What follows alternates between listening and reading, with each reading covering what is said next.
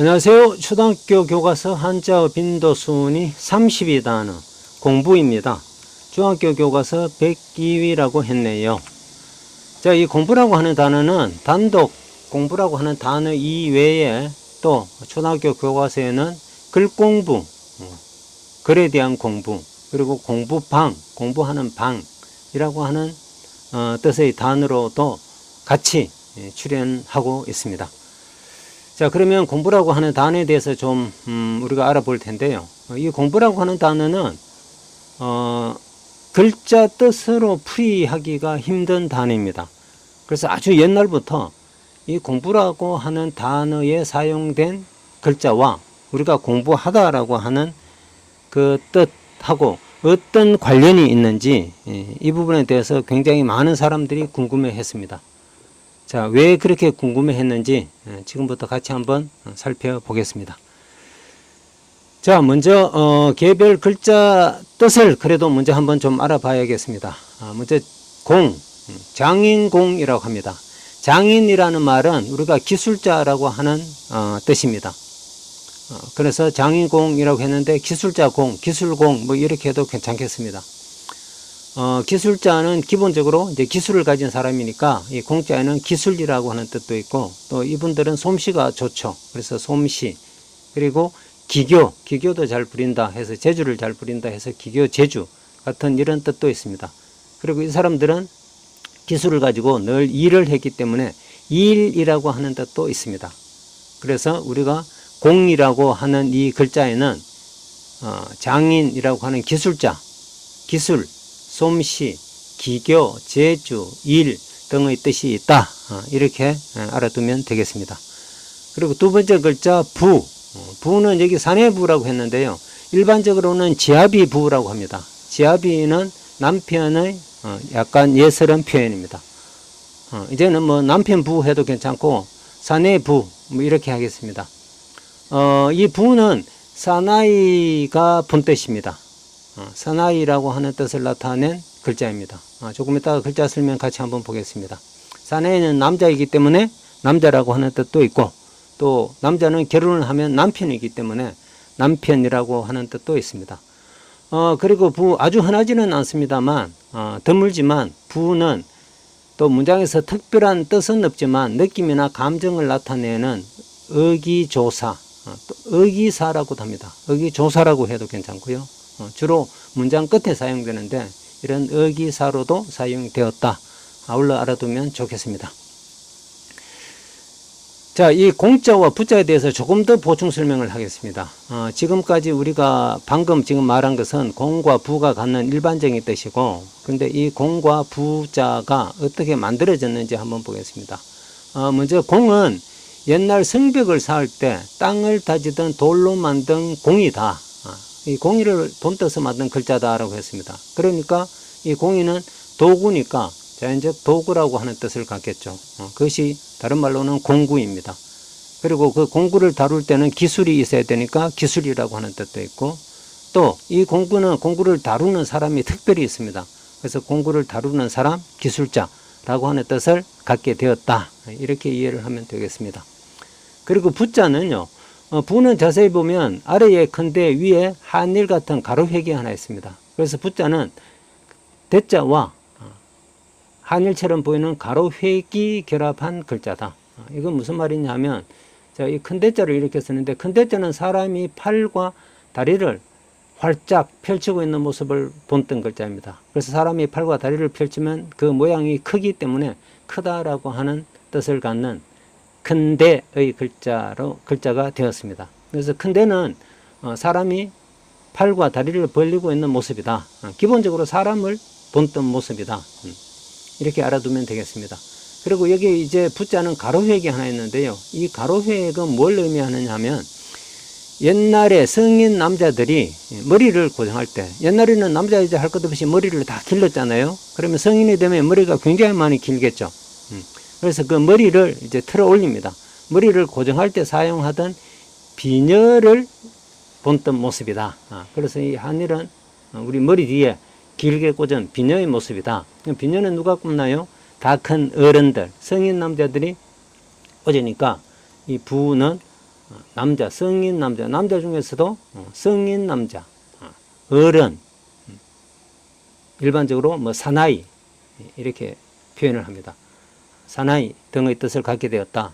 아울러 이 사람들이 다 이제 남편이고 남자니까 남자, 남편 뜻을 아울러 갖게 되었겠죠.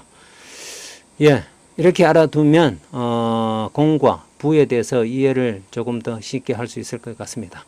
자, 공과 부가 나오면 우선적으로 이 글자들이 갖는 뜻 중에 어느 것인지를 한번 생각해 보시기 바랍니다. 자, 그러면 이제 공부라고 하는 단어에 대해서 우리가 한번 풀이를 해 보겠습니다. 자, 이 공부라고 하는 개별 글자, 공과 부, 우리가 방금 공부를 했는데 이 글자와 우리가 공부하다라고 하는 것이 도대체 어떤 관련이 있을까? 사실 연관짓기가 관련시키기가 굉장히 쉽지 않은데요. 왜 그러냐 하면 이 공부라고 하는 단어는 중국어 공부라고 하는 말에서 왔습니다.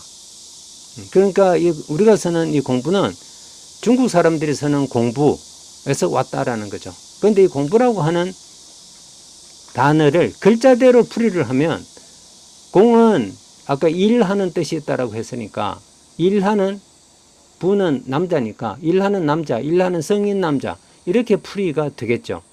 그런데 중국 현지에서도 자, 이 말을 현지 구어로는 그런 뜻으로 쓰는 것이 아니라 텀이라든가 시간, 우리가 어떤 일을 할 때 시간을 드립니다. 그때의 시간입니다.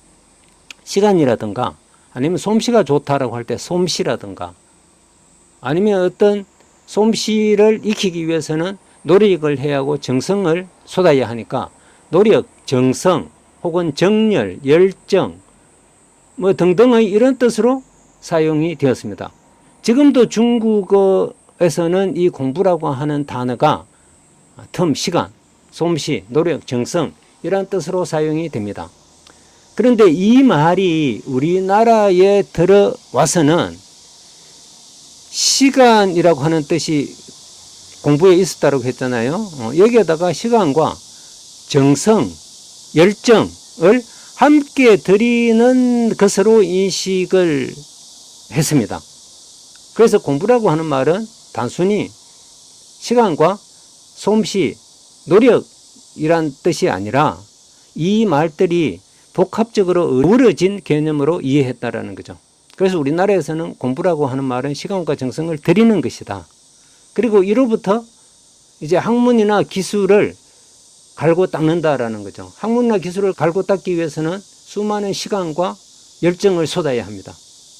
그래서 우리나라에서 이 공부라고 하는 단어는 학문이나 기술을 갈고 닦는다라고 하는 뜻으로 사용이 되었다라는 거죠. 이렇게 알아두면 좋겠습니다. 그리고 공부에서 이 부자는 특별한 뜻이 없는 어기조사로 사용되었습니다. 그래서 공부에서 부는 일종의 전미어고 전미어로 이루어진 단어는 중심어의 전미어가 덧붙은 단어를 우리는 부가관계의 합성어라고 합니다. 그래서 공부는 부가관계의 합성어다 이렇게 알아두면 좋겠습니다. 예, 공부에 대한 이해 기본적으로 이렇게 해두면 좋겠습니다. 자, 그러면 우리 표준국어 대사전에서 풀이한 이 공부의 뜻을 한번 살펴보겠습니다. 학문이나 기술을 배우고 익힘 이렇게 풀이를 했네요.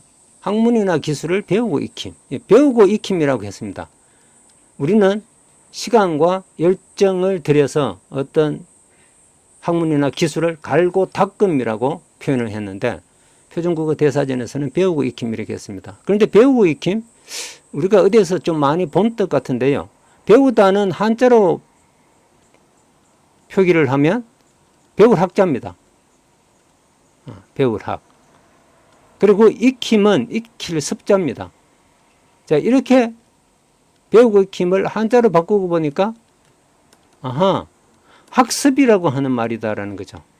이건 뭘 의미하느냐면 표준국어 대사전에서는 이 공부라고 하는 단어의 뜻을 글자대로 공자와 부자가 갖는 글자 뜻으로는 풀이가 잘 되지 않으니까 이 공부하다와 비슷한 말인 학습이라는 단어를 가지고 와서 이 학습이라고 하는 단어의 뜻을 풀이해서 그 공부라고 하는 단어의 뜻으로 삼았다라는 얘기입니다. 아주 바람직하지는 않지만, 바람직스럽지는 않지만, 이 공부라고 하는 단어에 대한 뜻풀이가 얼마나 어려운지, 얼마나 어려웠는지 우리가 살펴볼 수 있는 대목입니다. 자, 그래서 자, 이 공부에 대한 단어 풀이, 우리 표준국어 대사전에서는 학문이나 기술을 배우고 익힘 이렇게 풀이를 했는데, 이것은 학습이라고 하는 단어와 관련시켜서 풀이를 했다, 이렇게 이해를 하고, 공부라고 하는 단어에 대한 구체적인 의미는 우리가 학문이나 기술을 갈고 닦는다. 어떻게 갈고 닦느냐 하면 수많은 시간과 정성을 투자해서 갈고 닦는다. 이렇게 알아두면 공부에 대한 의미를 확실히 이해하고 있다, 이렇게 말할 수 있겠습니다. 자, 공부라고 하는 단어에 대해서 조금 더 보충 설명을 하면, 이 공부라고 하는 단어는 여기 공부, 정성공 자의 공부라고도 씁니다. 사실은 이 장인 공자를 쓴 공부나 정성 공자를 쓴 공부는 같은 말입니다. 요 공자, 정성 공자는 공자 옆에 힘력이 붙어 있죠. 그래서 이걸 우리는 정성공이라고도 하지만 일반적으로 공들일 공이라고 합니다. 우리가 공을 들인다라고 하는 말은 어떤 일을 하는데 목표를 이루기 위해서 시간과 열정을 쏟는 것을, 그걸 공이라고 하는 거예요. 공을 들인다라는 말은 시간을 투자를 하고 또 온 정열, 정성을 다 하는 것이죠. 그래서 우리가 성공한다라고 할 때도 성은 이룰 성자입니다. 공은 시간과 정성을 들이는 것이니까, 힘쓰는 것이니까 그 힘쓴 결과를 성 이룬다라고 해서 공을 이룬다라고 하고, 그것을 우리는 성공이라는 단어로 말합니다. 성공이라는 단어도 그렇게 이루어져 있습니다.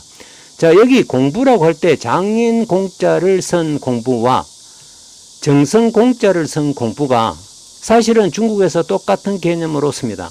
그런데 이 두 글자가 다른 만큼 뜻이 약간은 다르겠죠. 어떻게 다르냐면, 앞에 장인 공자를 쓴 공부는 공이 기술이라고 했으니까 이 기술이 핵심 의미가 되고, 뒤에 정성 공자를 쓴 이 공부는 이 기술을 익히기 위해서 공을 많이 투자를 했다라고 해서 정성을 쏟았다, 정성이라고 하는 뜻이 핵심 의미가 된다는 것이죠.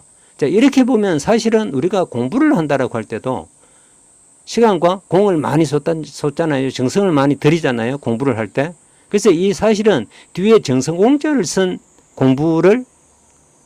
공부라고 하는 글자를 쓰는 것이 더 의미적으로 맞겠다라고 하는 생각을 해요. 그런데 아주 옛날부터 이 앞에 장인 공자를 쓴 공부라고 하는 글자를 써왔기 때문에 우리도 그대로 따라서 이렇게 쓰는 것입니다. 사실은 두 글자를 바꿔서도 상관이 없습니다. 다만 이제 그 하나의 예외가 있는데, 자, 이 공부 두 글자 다 발음이 똑같습니다. 우리 한자도 똑같고 중국 현지 발음도 똑같습니다. 이걸 중국어식으로 발음을 하면 꽁푸라고 발음합니다. 우리는 공부인데 중국 발음은 꽁푸입니다. 근데 이 꽁푸라고 하는 발음을 현재는 GONGFU 이렇게 표기를 했는데, 이게 19세기에서는 이제 초기에 영국 사람들이 중국에 건너가서 이 중국어를 서양에 소개를 할 때 발음을 어떻게 표기를 했느냐 하면 KUNGFU 이렇게 표기를 한 거예요. KUNG. 이때 K는 G라고 하는 발음을 K로 표기를 했습니다. 그러면 크라고 하는 발음을 K는 어떻게 표기를 했느냐 하면 여기에다가 오른쪽에 점을 하나 찍어서 표기를 했습니다. 우리나라 옛날에 대전이라고 할 때 지금은 DAE 이렇게 쓰는데 옛날에는 다 TAE 이렇게 썼잖아요. 우리는 TAE라고 썼지만 대전으로 발음을 했는데 이 한국어 발음을 잘 모르는 외국 사람들은 이걸 보고 태라고 발음했습니다. 태전 이렇게 했죠. 근데 원래 태라고 하는 발음은 T를 쓰고 여기다가 점을 하나 더 찍었었는데, 마찬가지로 중국 사람들이 꿍푸라고 하는 단어를 발음을 KUNG 이렇게 했는데 중국어 발음을 모르는 영국 사람들이, 미국 사람들이 이 발음을 보고 쿵푸 이렇게 발음을 한 거예요. 쿵푸. 자, 이 발음이 우리나라에 와서는 우리는 F 발음이 없어서 어떤 사람들은 쿵푸라고 하기도 하고 어떤 사람들은 이걸 발음을 약화시켜서 쿵후 이렇게 발음하기도 합니다. 자, 그 쿵푸, 쿵후가 바로 이 중국어 한자 공부고 중국 현지 발음은 꽁푸입니다. 근데 우리가 쿵푸, 쿵후 이 소리를 들으니까 딱 하나 떠오르는 것이 있죠. 중국 무술. 뭐 쿵푸 허설이라고 하는 이런 영화도 많이 나오고 옛날에 이영걸 나온 그 소림사 같은 영화도 많이 있었잖아요. 그때 나오는 그 쿵푸가 사실은 이 공부라고 하는 단어의 중국어 발음 꽁푸입니다. 근데 이걸 외국 사람들이 쿵푸 해서 우리도 쿵푸, 쿵후 이렇게 발음을 하는 거죠. 근데 무술로서 이 공부 두 글자 장인공이나 정성공이나 이 두 공부라고 하는 단어를 글자를 같이 쓴다라고 했는데 딱 같이 쓰지 않는 하나의 예외가 있습니다. 뭐냐 하면 무술로서의 쿵푸, 쿵후라고 할 때에는 이 뒤에 힘여기 붙은 정성 공자의 공부를 씁니다. 이건 왜 그러냐면 우리가 그 무술을 염하기 위해서는 수많은 시간과 열정을 투자를 해야죠.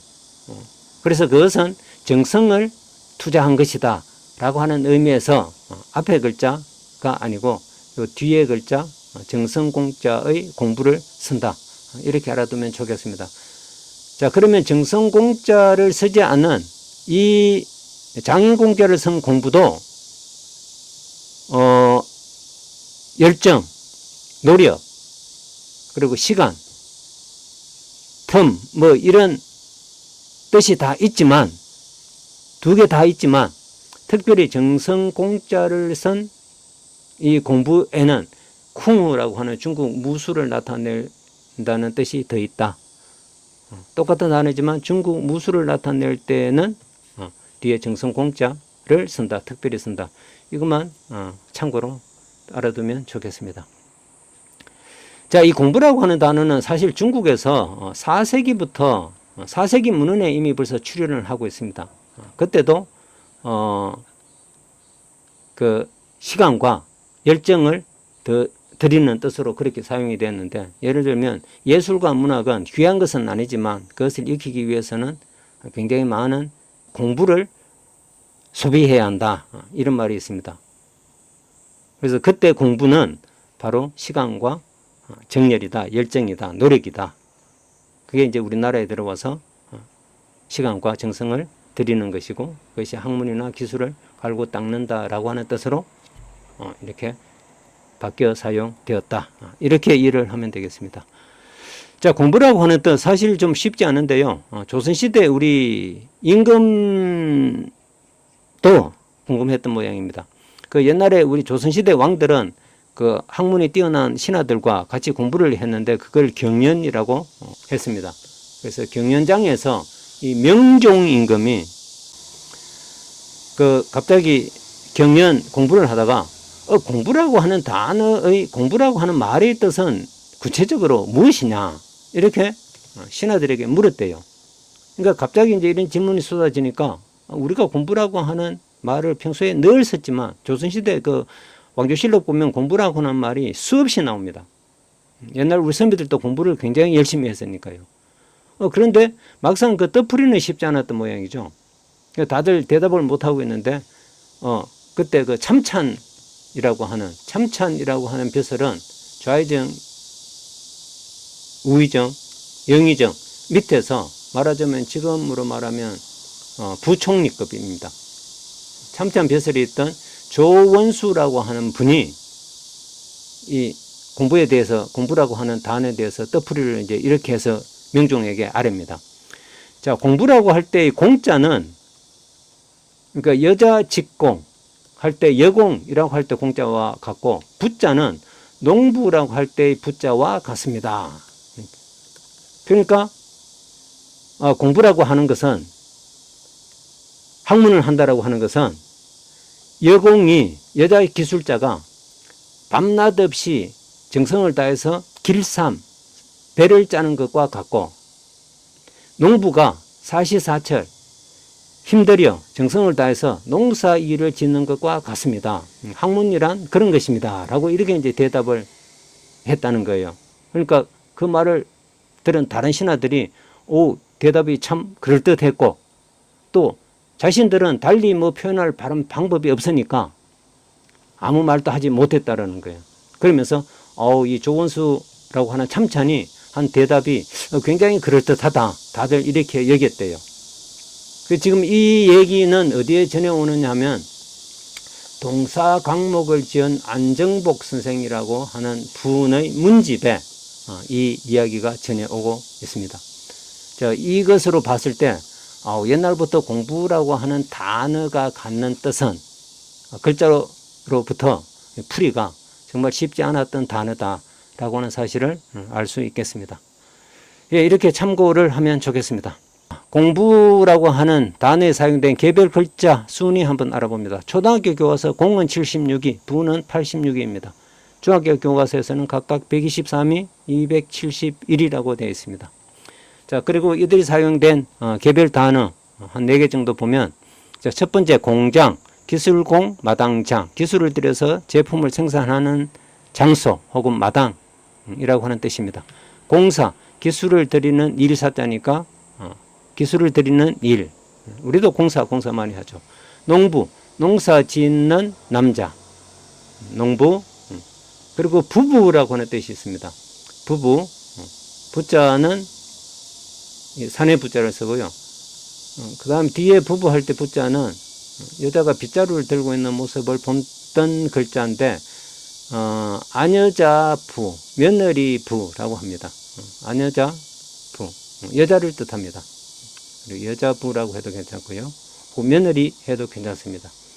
그래서 이제 부부라고 하는 단어에서 부는 사내니까 남자고, 뒤에 아녀자부는 여자입니다.